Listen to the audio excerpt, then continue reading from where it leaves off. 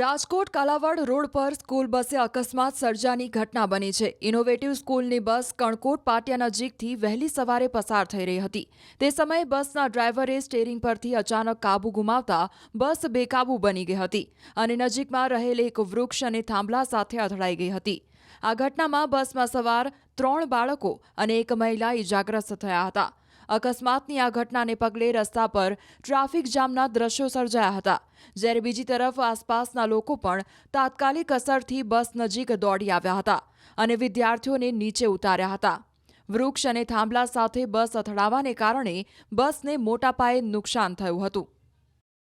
નંબરની બસ સ્કૂલે આવતી હોય ત્યારે ડ્રાઈવરને અચાનક ચક્કર આવ્યા અને બ્લેકઆઉટ જેવું થઈ ગયું અને ડ્રાઈવરના કહેવા મુજબ ગાડી એક સાઈડ રેલાઈ ગઈ અને એક ટ્રી ઝાડની અંદર થાંભલાની અંદર ગાડી અથડાઈ ગઈ।